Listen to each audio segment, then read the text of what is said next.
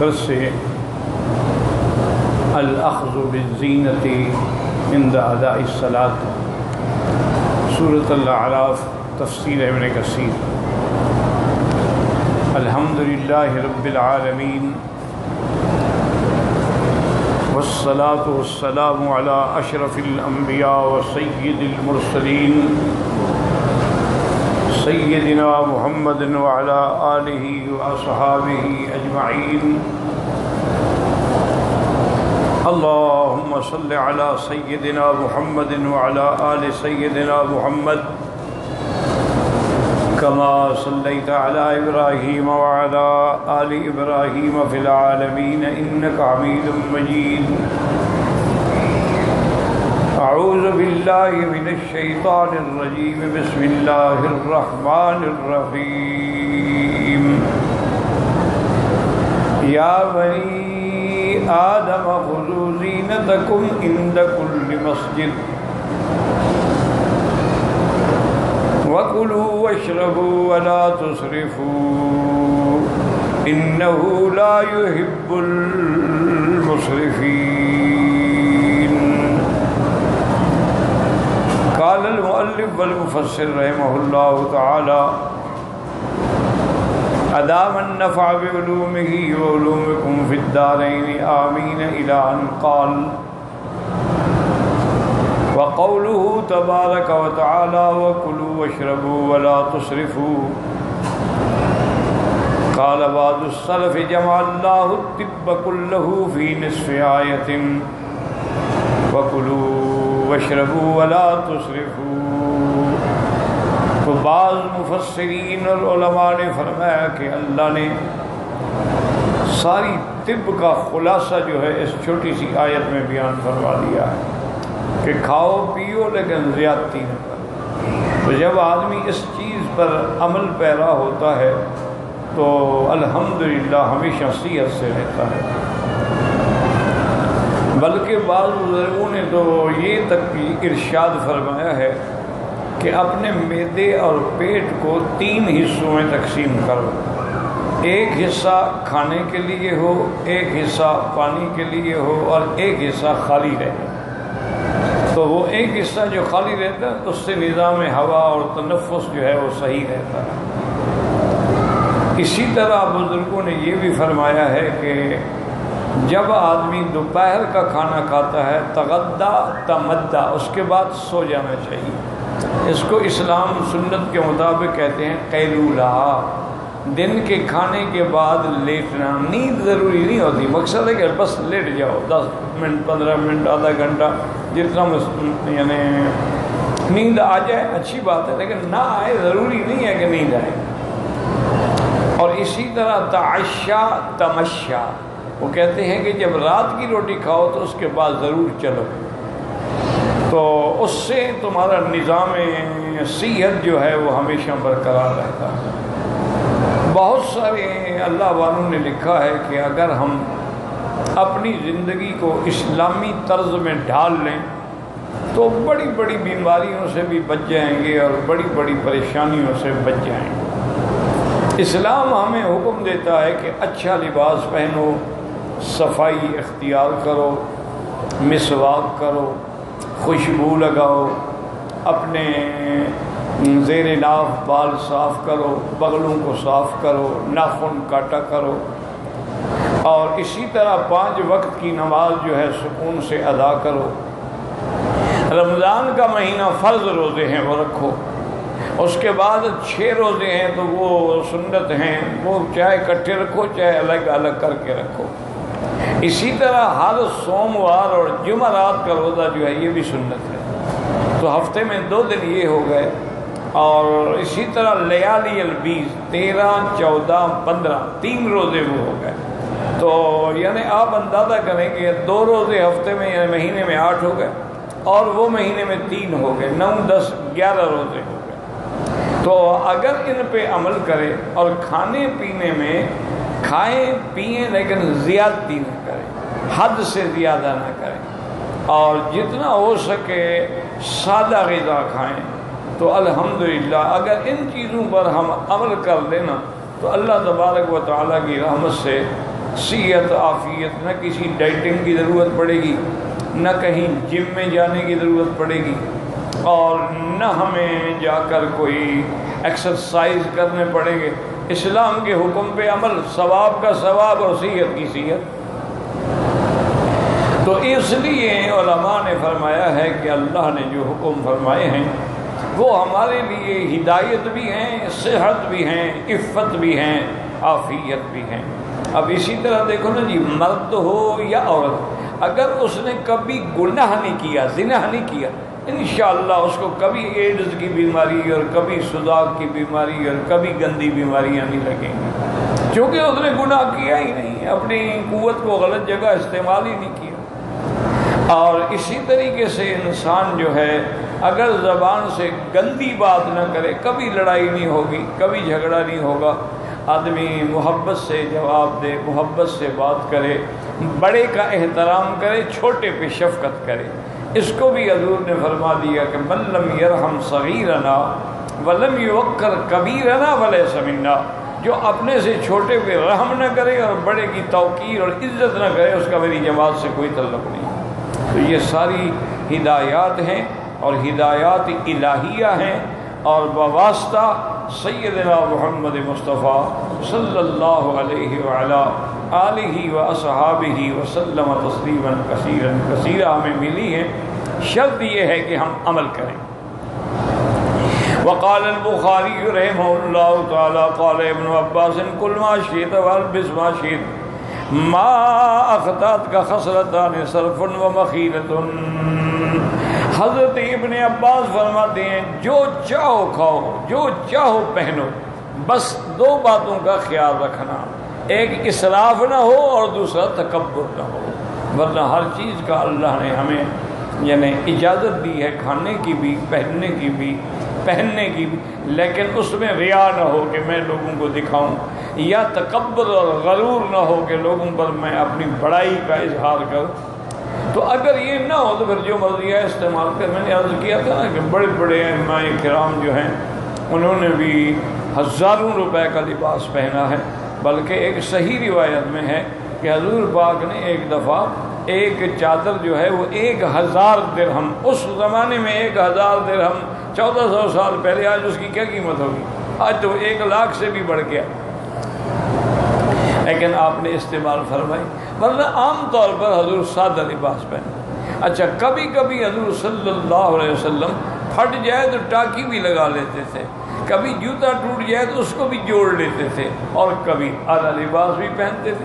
تو یہ منع نہیں ہے۔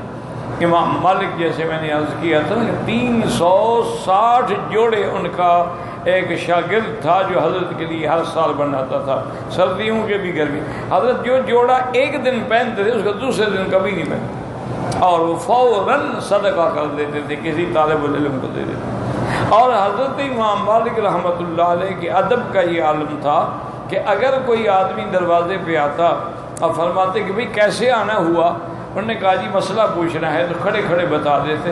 اگر وہ کہتا نہیں حضرت مجھے حدیث مبارک سمجھنی ہے، تو کہتے پھر انتظار کرو، مسجد میں آتا ہوں۔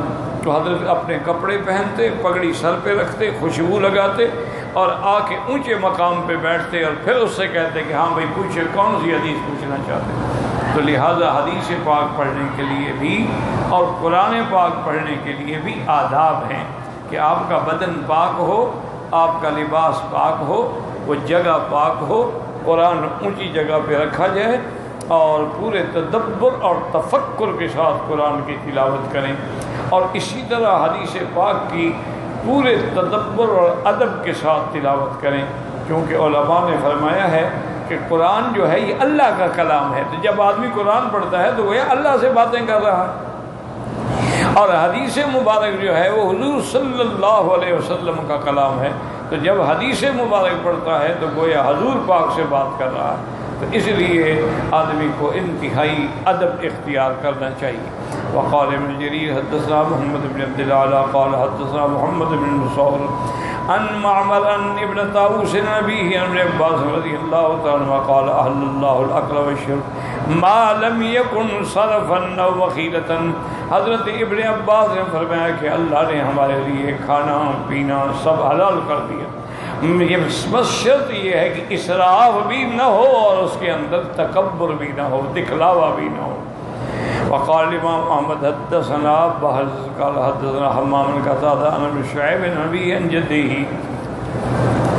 ان رسول اللہ صلی اللہ علیہ وسلم قال کلوا واشربوا والبسوا وتصدقوا من غیر مخیلۃ ولا صرف فإن اللہ يحب أن يرى نعمته على عبده۔ اس حدیث مبارک میں بھی آیا کہ البسو، پہنو، خیرات کرو، لیکن تکبر بھی نہ ہو اور اسراف بھی نہ ہو، کیونکہ اللہ تعالی مسرفین کو پسند نہیں کرتے۔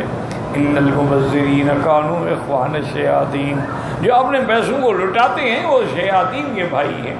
اسی طرح فرمایا والذین اذا انفقوا لم يسرفوا ولم يقتروا وكان بین ذلک قواما۔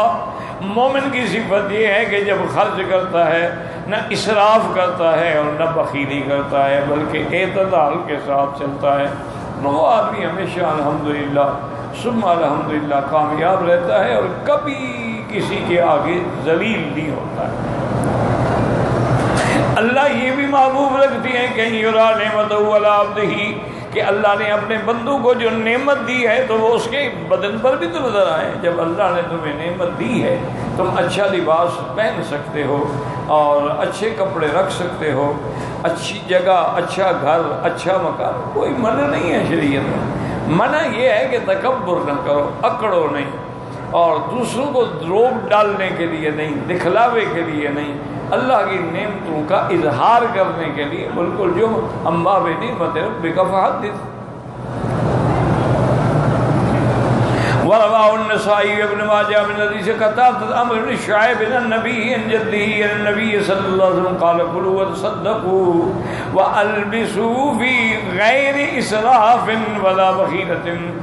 اس حدیث مبارک میں آیا کہ حضور نے فرمایا کھاؤ بھی اور خیرات بھی کرو۔ خیرات کرنا جو ہے نا، یاد رکھو یہ بڑی نعمت ہے، اور خیرات جو ہے یہ اللہ کے غضب کو بجھا دیتی ہے، اور خیرات جو ہے یہ آنے والی بلا کو بھی ٹال دیتی ہے۔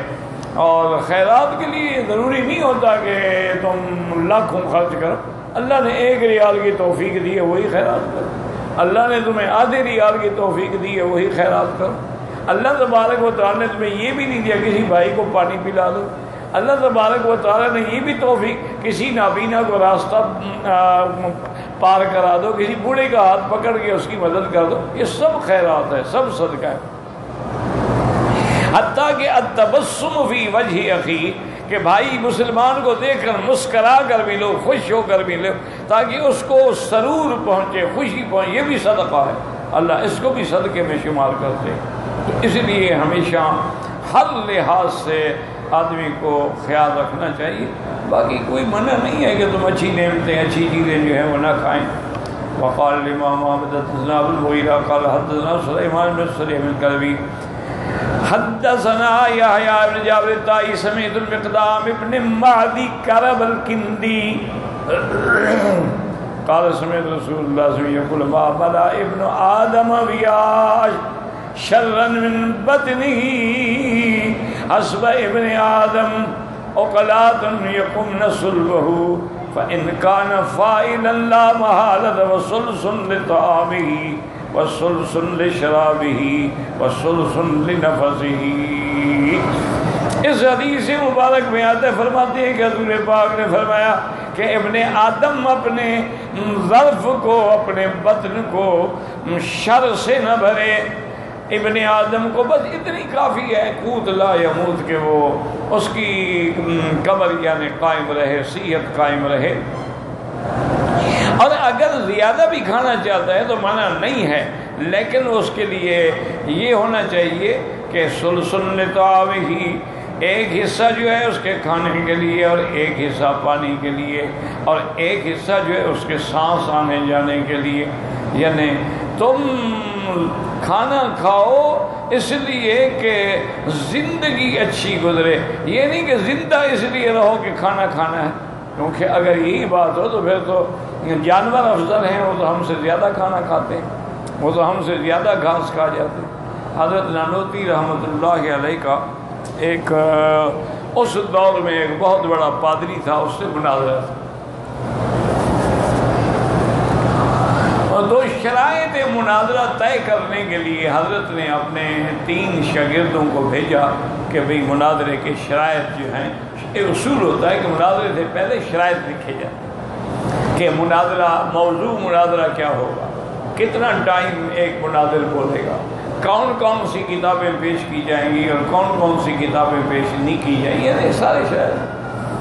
وہ حضرت کے شاگرد گئے اور اس سے بات کر کے جب واپس آئے تو بڑے پریشان۔ حضرت نے فرمایا کہ بات کیا ہے بھائی، تم لوگ گھبرائے ہوئے ہو، رنگ اڑے ہوئے ہیں؟ انہوں نے کہا حضرت وہ پتہ نہیں یہ پادری ہے کیا بلا ہے، اتنی بڑی آگے اس کے میز لگی ہوئی تھی اور انواع و اقسام کے کھانے اور انواع و اقسام کے پھل تھے، وہ کھا رہا تھا، دونوں ہاتھوں سے کھا بھی رہا تھا، ہم سے بات بھی کر رہا تھا اور شرائط مناظرہ بھی طے کر رہا۔ تو ہم اس لیے پریشان ہیں کہ اگر اس نے کہہ دیا بھی کھانے میں مقابلہ کرو، مناظرہ کرو، تو آپ تو چوتھا حصہ روٹی کا کھاتے ہیں، 1 پیالی چائے پیتے ہیں، تو پھر تو وہ لازم جیت جائے گا۔ حضرت نے بڑی سنجیدگی سے فرمایا کہ بھائی اس کے مناظرے کا بھی ایک حل ہے، اگر اس نے کھانے کا مناظرہ کیا تو ہم بھینس لا کے کھڑی کر دیں گے بھی اس کے مقابلے پہ کھاؤ، یہ کتنا کلو کھاتی ہے، تم کتنا کلو کھاتے ہو۔ اور دوسرا طریقہ یہ ہے کہ تم جو 3 آدمی میرے ساتھ آئے ہوئے، تم کس کام آؤ گے؟ کھانے کے لیے میں تمہیں بٹھا دوں گا کہ ابھی مناظرہ کرنا ہے تو پہلے میرے شاگردوں سے کرو، تو امید ہے کہ تم اس کو جیتنے نہیں دو گے، تم بھی کوئی کم نہیں ہو اس سے۔ باقی انہوں نے کہا ایسا کرو کہ اگر مناظرہ کرنا بھی ہے تو کھانے میں نہیں، نہ کھانے میں کرو۔ انہوں نے کہا کیا؟ انہوں نے کہا اس کو کہو کہ کسی ایک مکان میں، ایک کمرے میں ہم دونوں کو بند کر دیں 3 دن کے لیے، نہ پانی نہ کھانا نہ کچھ۔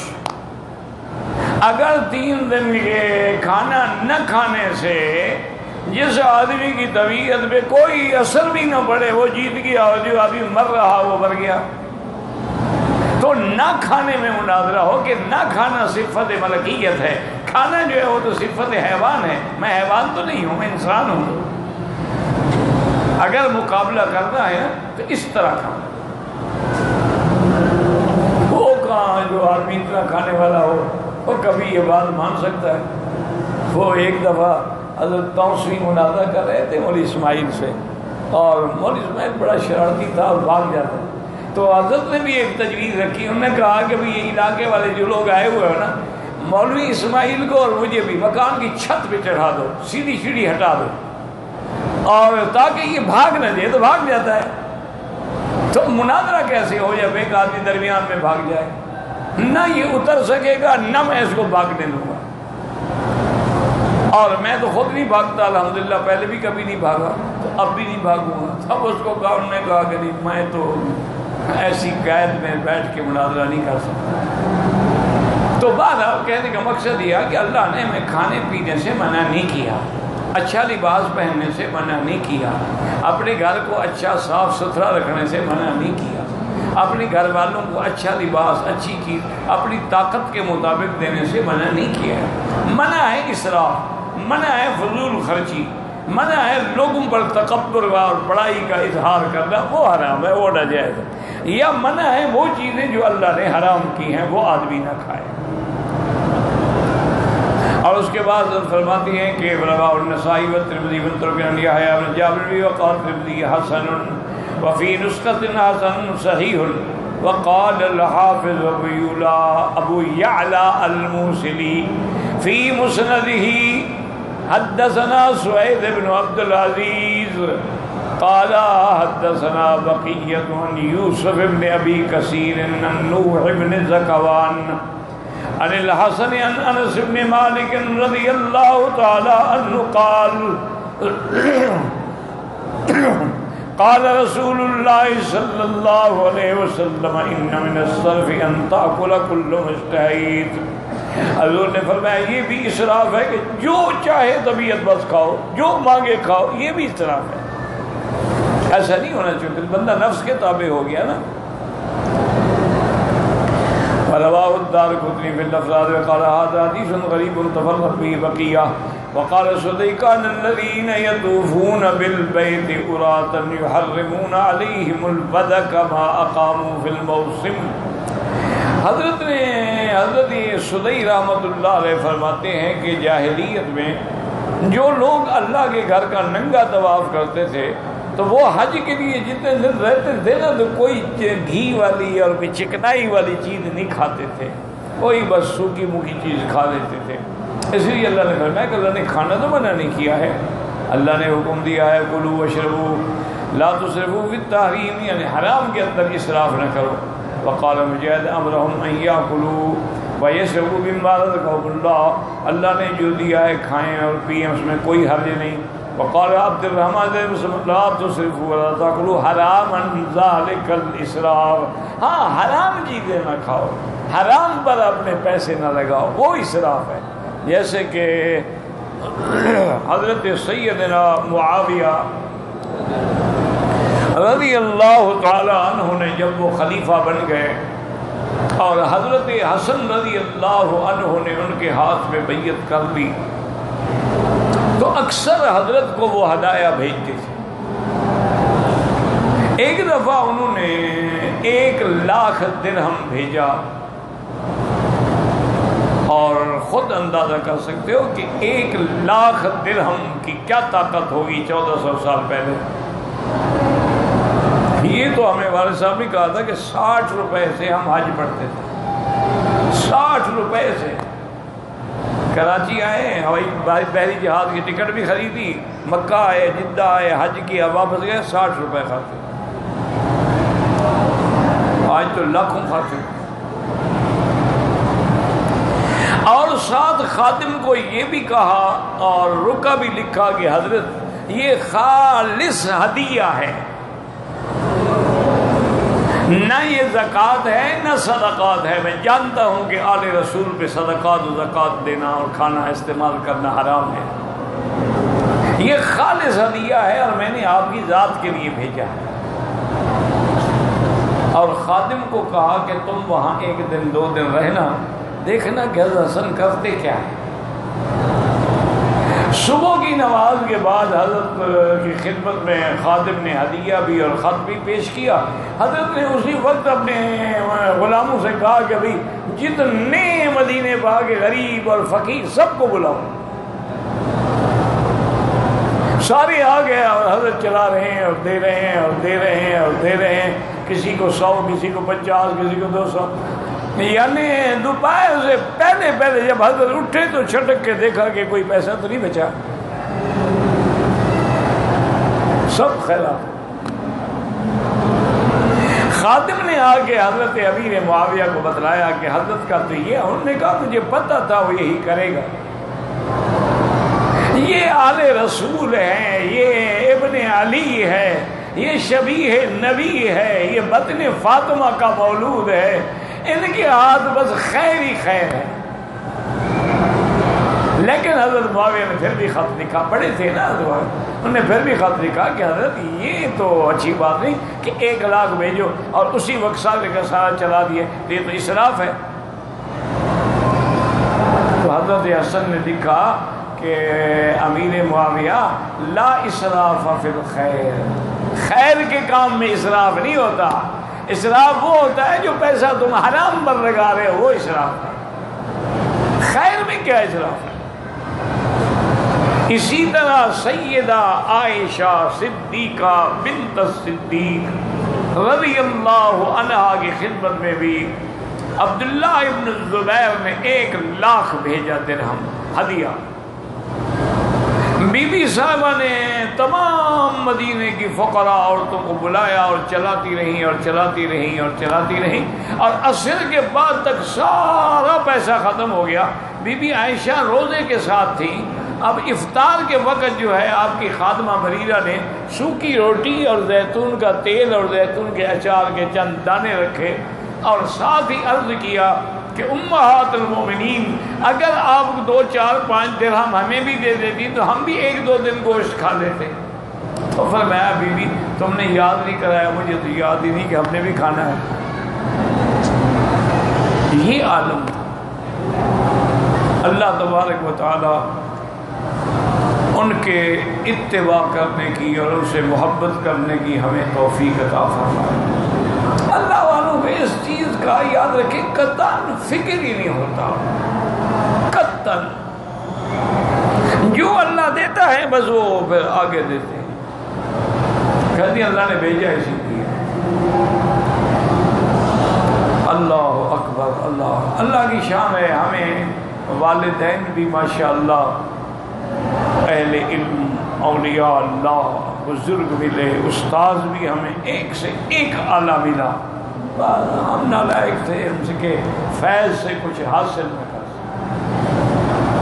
دیکھو نا جی، اگر ہمارے دامن میں سوراخ ہوں تو جتنا آٹا ڈالو گے وہ گر جائے گا، ورنہ ہمیں سچی بات یہ ہے کہ جو اساتذہ ملے ہیں، حضرت کمانوی رحمۃ اللہ علیہ، حضرت منظور احمد نعمانی رحمۃ اللہ علیہ، اور حضرت اسی طریقے سے شمس الحق افغانی رحمۃ اللہ علیہ، حضرت والد صاحب رحمۃ اللہ علیہ، اور مشائخ میں حضرت عبد الحادی دین پوری رحمۃ اللہ علیہ، حضرت درخواستی، بڑے بڑے لوگ، اللہ ان کی قبروں پہ کروڑوں رحمتیں فرمائے اور ان کی قبروں کو باغ جنت بنائے۔ اب ہم حاصل نہ کر سکیں تو یہ تو پھر ہمارا قصور ہے، یہ تو ہماری قسمت کی بات ہے۔ اور اتنا پیار کرتے تھے نا جی، اتنا پیار میں نے سوچا ہی نہیں ہے۔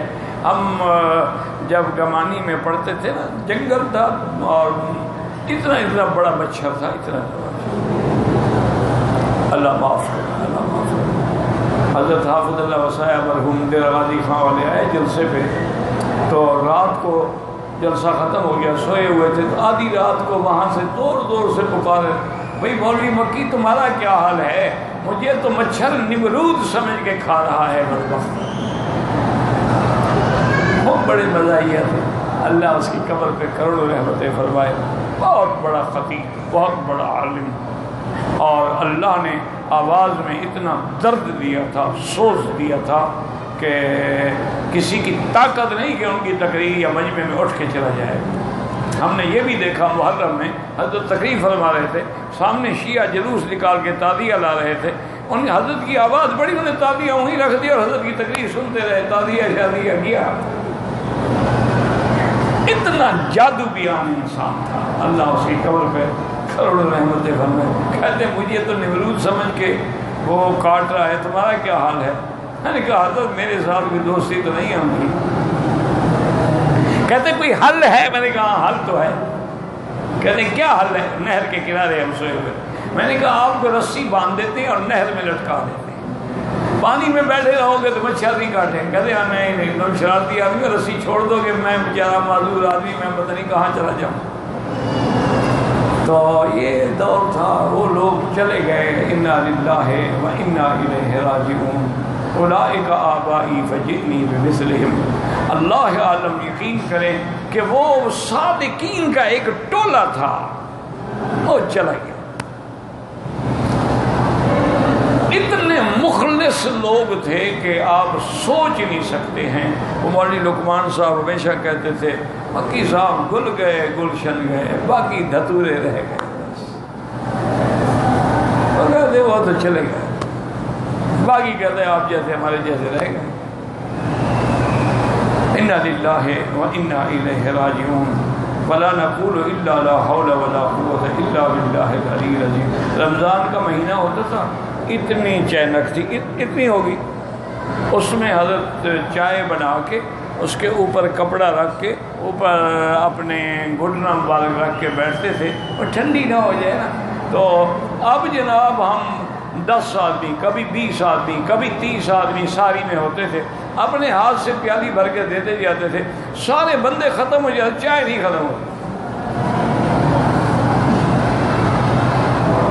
یہ برکتیں تھیں ان کے ہاتھ میں، اللہ تعالیٰ نے ان کو اتنے بڑے فیض دیے تھے۔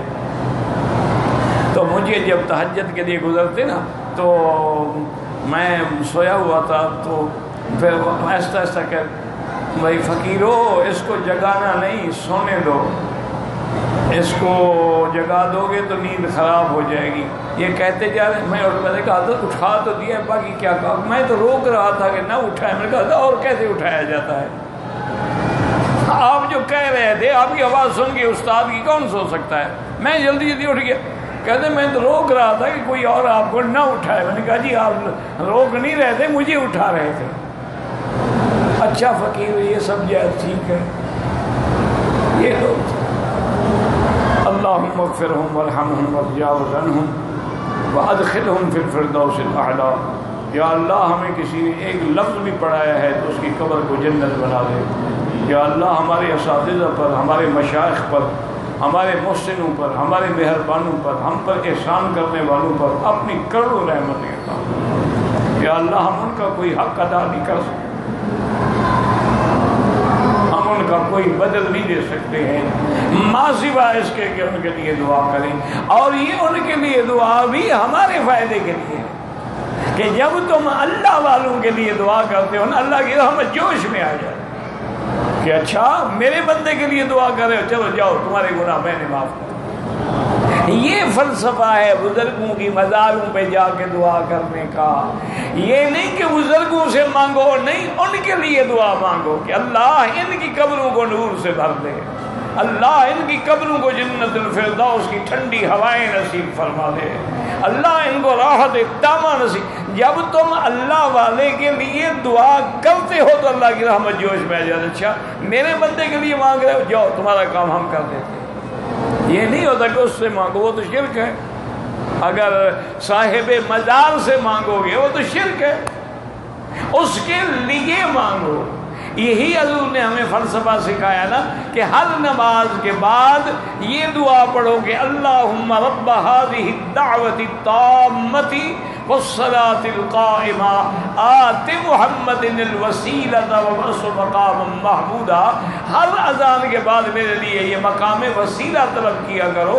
مقام وسیلہ جنت میں سب سے اونچا مقام ہے۔ یہ وسیلہ مراد نہیں کہ وسیلہ پکڑا کرو، وسیلہ مقام ہے، جنت کا اونچا مقام۔ فرمایا جب تم میرے لیے دعا کرو گے، حالانکہ حضور کو تو دعا کی ضرورت ہی نہیں، ان سے تو اللہ وعدہ کر چکے ہیں کہ وہ مقام حضور کا ہے، الذی وعدتہ انک لا تخلف الميعاد۔ لیکن ہمارے فائدے کے لیے کہا کہ اگر میری امتی تم میرے لیے وسیلہ مانگو گے تو میں تیری شفاعت کروں گا، کہ اس نے میرے لیے دعا کی تھی تو میں بھی تو بدلہ دوں گا، تو اس کی شفاعت میرے ذمہ لازم ہو جائے۔ تو وہ دعا بھی دراصل ہمارے لیے ہے نا کہ ہم اگر مانگیں گے تو حضور کی شفاعت کے حقدار ہو جائیں گے۔ صلی اللہ علیہ وعلی آلہ واصحابہ وسلم تسلیما کثیرا کثیرا۔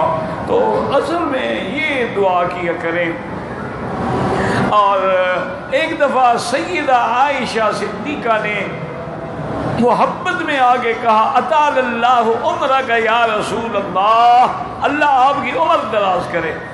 آپ نے فرمایا عائشہ ضیعت وقت کہ تم نے اپنا وقت ضائع کر دیا، عمر تو زیادہ نہیں ہو سکتی، جو اللہ نے لکھ لی ہے وہی رہے گی۔ یہ دعا کیا کرو کہ اسألک العفو والعافیہ، جتنا اللہ تو نے لکھی ہے لیکن عزت سے گزرے، صحت سے گزرے، شان سے گزرے، ہر قسم کی بلاؤں سے گزرے، بچ کے گزرے، تو باقی زندگی بڑھ نہیں جاتی، وہ تو مقرر ہے، وہ تو ایک لمحہ بھی آگے نہیں ہوگا اور ایک لمحہ بھی پیچھے نہیں ہوگا۔ لیکن اللہ راضی ہوتا ہے، تھوڑی عمر کے اندر بھی اللہ برکتیں ڈال دیتا ہے۔ اب دیکھیں امام ابو یوسف رحمۃ اللہ علیہ، محمد بن حسن شیبانی رحم، یہ لوگ تھے، ان کی عمر کو سینکڑوں ہزاروں سال تو نہیں تھی نا، لیکن 300 جلد کتابیں لکھ گئے، تم پڑھ بھی نہیں سکتے ہو۔ اللہ ان کے اوقات میں برکت ڈال دیتے ہیں، اللہ کی شان۔ تو بہرحال اس لیے دعا کیا کریں اپنے والدین کے لیے اور مشائخ اساتذہ سب کے لیے۔ تو جب ان کے لیے دعا کرو گے کام تیرا ہو جائے گا۔ اس کے بعد اللہ نے فرمایا وَلَا تُسْرِفُوا، لَا تَأْكُلُوا حَرَامًا، حرام نہ کھائیں، قال عطاء الخراساني عن ابن عباس قولوا وكلوا واشربوا ولا تسرفوا انه لا يحب المسرفين في الطعام والشراب. وقال النجي وقولوا انه لا يحب المسرفين. يقول الله تعالى ان الله لا يحب المعتدين انه وحده في حلال انه حرام الغالين. فرمایا کہ فيما احل باحلال الحرام او تحریم الحلال ولكنه يحب ان يحلل ما احل ويحرم ما حرم وذلك عدل الذي امر به. اللہ نے حکم دیا کہ عدل کرو، حد سے نہ گزرو. کیا معنی؟ اللہ نے جو حدیں مقرر کی ہیں حلال و حرام کی تجاوز نہ کرو. جو اللہ نے حلال کیا اس کو اللہ حلال سمجھو اور جس کو حرام کیا اس کو حرام سمجھو. یہ حد سے گزرنا ہے کہ اللہ کے حلال کو حرام کر دو یا حرام کو حلال کر دو. تو یہ چیزیں جو ہیں یہ منع ہیں اور اس فتنے سے اللہ محفوظ فرمائے. واللہ اعلم.